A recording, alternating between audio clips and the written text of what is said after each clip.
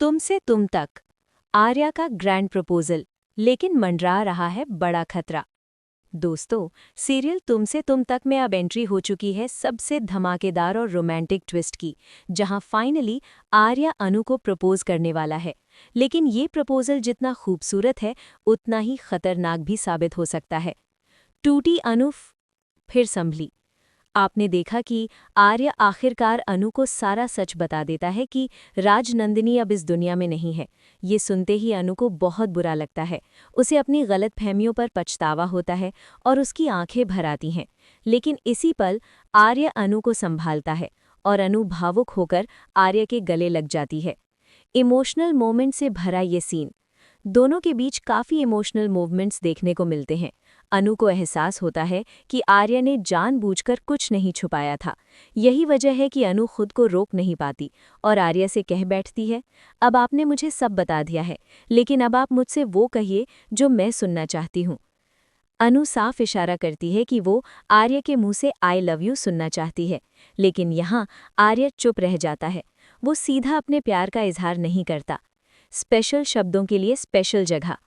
आर्य मुस्कुराते हुए कहता है, ऐसे स्पेशल शब्द हर जगह नहीं बोले जाते, इनके लिए स्पेशल जगह और स्पेशल माहौल चाहिए।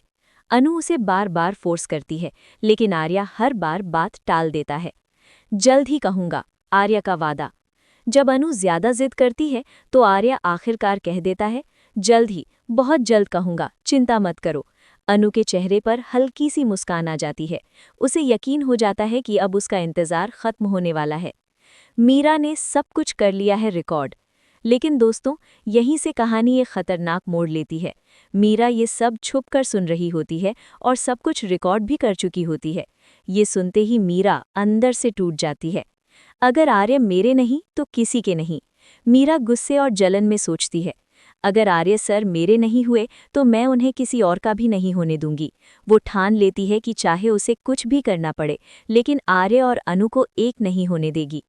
टूटे दिल की खतरनाक सोच। अब मीरा का मकसद सिर्फ एक है, सच को गलत तरीके से बाहर लाना, अनु की खुशियां बर्बाद करना। यहीं से सीरियल पूरी तरह धमाकेदार बन जाता है। अनु खुश भी है और परेशान भी।